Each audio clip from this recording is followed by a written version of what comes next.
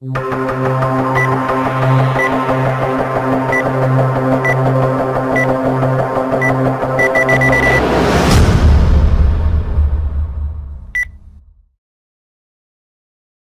of the basic features that anyone who has a DSLR camera should really try.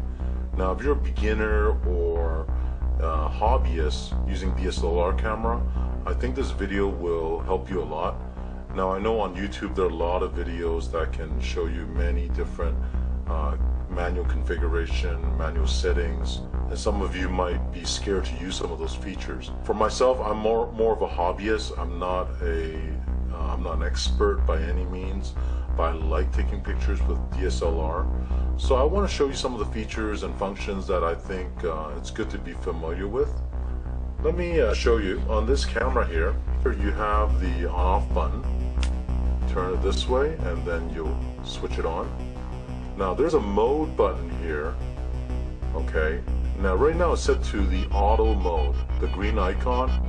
The auto mode, what it does is that it will do everything automatically for you. It will set the shutter speed, it will set the exposure, white balance, flash if it needs it, it'll pop up the flash. It'll do everything automatically for you. And for some of you, maybe this is the mode that you always use, and if you're comfortable with that, that's fine, that's not a problem. But I think there are other features and functions that you should explore and try, because it's already built into this camera, and why not, you know, try to experiment a little bit more. Now, besides this auto mode, below that there is another auto mode. You see this icon with a slash across a flash symbol. This one here is also the auto mode, okay? But this auto mode will not have a flash. So if you're the type that like to use the auto mode, but say you're in school, concert or something that you don't want to use a flash, you can turn off the flash by switching to this mode. Now, depending on the camera you have, like this one here, there's different effects. Okay, you can do different effects by selecting the effects on this.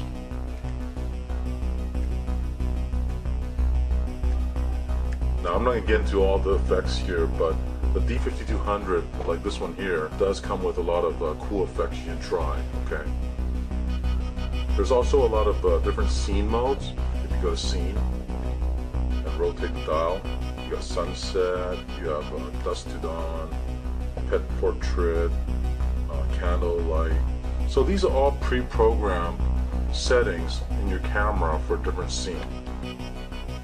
So let's talk about the 4 different modes here. You see here the P, S, A, and M. These are more of the manual mode.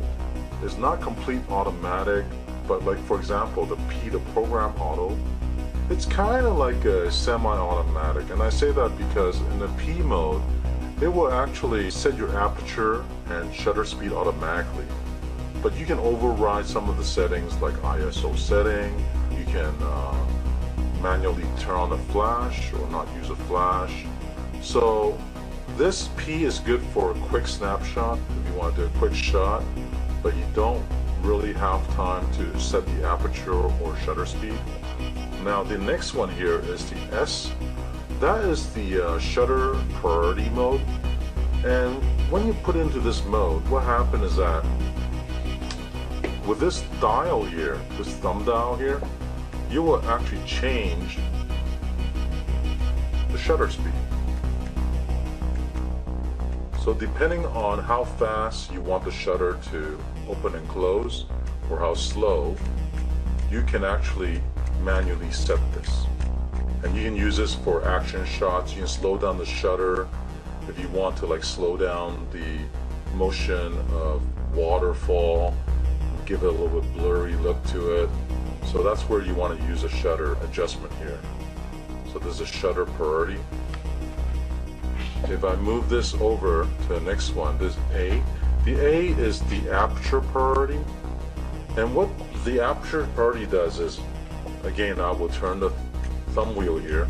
It will actually open and close the aperture of the lens.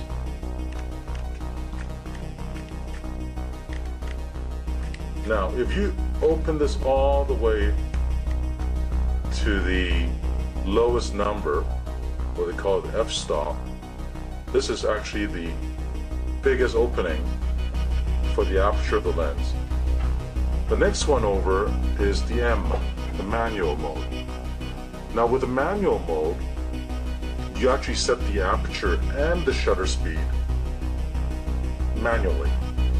So once you put it on the manual mode, if you turn the thumb wheel here, it will change the shutter speed. To change the aperture, you'll see that there is actually a button here with this little symbol. That's the aperture symbol. Press that, hold that down. Now if you turn it, it will adjust the aperture. So with the manual mode, that's how you set the shutter speed and aperture. So next to the aperture, you have an ISO number here.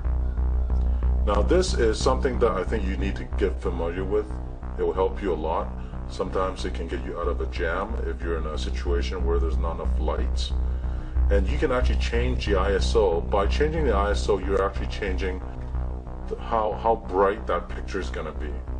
So in the old days, you have film cameras where there's an ISO number. So if you have a film that is ISO, say 800, it requires less light compared to ISO 100. And the same situation here, where if you set this to a higher number, the picture will require less light. So if you look on the side of this camera, there's a function button. Now it's pre-programmed from the factory to allow you to set the ISO by using this button. And if you press it and hold it down, you'll see that the ISO display is highlighted. Turn the thumb wheel on here, and you'll see the ISO number go up and down. Now, one thing to keep in mind is that as you bring the ISO number higher and higher, the noise and the graininess of the picture will also go up. So I recommend that you don't go higher than 6400 for most pictures. But if you're in a jam and you don't have a flash, or you're not allowed to use a flash indoor, you can use this ISO setting to get you the picture you want. Now, another thing about being in this mode, the manual, the aperture, the shutter, and the program auto, is that if you're in a dark room, the flash will not pop up automatically. So on this camera, there's actually a flash button here. Press that, it'll bring up the flash.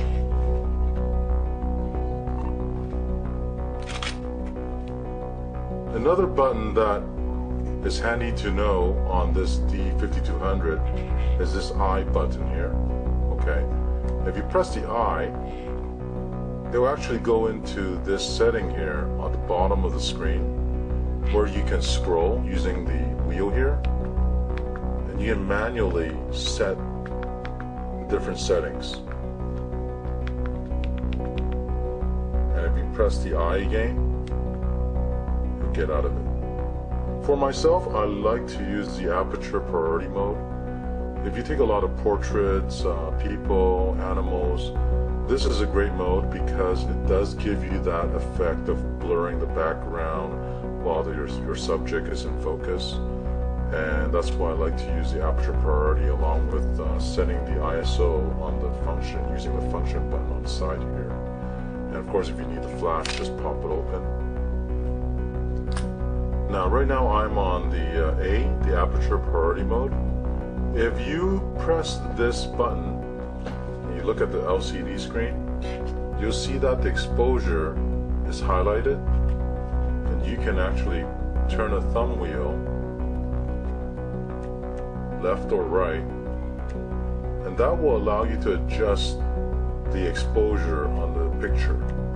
And where I would use this is if I come across a picture that it seems like it's not exposed very well, I can actually turn this up a bit more, or you can turn it down if you find that the picture is a little bright, too bright. Another feature of the D5200 is the live view. So you see a switch here where there's a marking here for LV, live view. What you want to do is flick the switch, and then you'll see the image that you're taking a picture of on the LCD. Press the button halfway and it'll focus. Also, if you were to move where the focusing area is, you can actually adjust where you want that to be. So let's say I want to focus on this Nikon word here. Press the button halfway and it'll focus on the Nikon. There's also a magnification button here. If you press the magnification button, and this is helpful if you're going to be using manual focus. So let me turn the manual focus mode, and then now I'm going to focus with the ring here, and I can adjust the focusing manually, so you can see clearly whether it's focused or not. And when you're done, you can take a picture.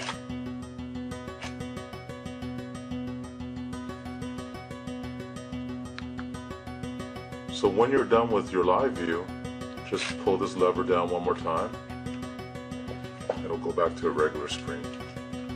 There's one more button I want to show you, and there's a button right here. This is for your shutter. If you press this button once, it will give you this display here with an option. So let's go to the high, and let's try a couple of shots. So it's on a high right now. I'm going to press a shutter down and hold down.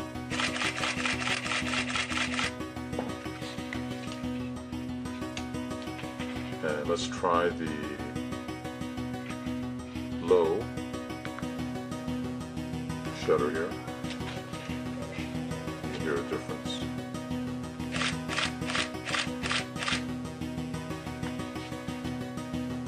Now, if you wonder when is a good time to use a high shutter or a low shutter, you can use it for any shots, really. You can use it for portraits. Why? It's because people's eyes blink, kids move around, and if you take pictures one after another, out of 5 pictures, let's say, there might be 2 that you got a good shot. So that's where that shutter mode can help you. And of course, it can be used for action scenes if you were taking pictures of a ball game or a racing car. So there's a couple of uses for that. I think that covers most of the features that I think is important for any DSLR users to know. I recommend that you take a lot of pictures, get very comfortable with all the modes and different buttons and different settings. But the ones I've highlighted here are features that I use on a regular basis. These features that I told you can really help you in getting that shot that you want. And of course, once you get familiar with all the different features, if you take a bad shot, you look at the picture, you'll know exactly what you need to change on the settings to make that picture turn out right. So after you get familiar with the features I talked about in this video, you can start playing with more advanced features like setting the white balance on the camera. You can even get yourself an external flash that you can put on the hot shoe here. You can even invest in prime lenses. So there are so many things you can do with these cameras these days.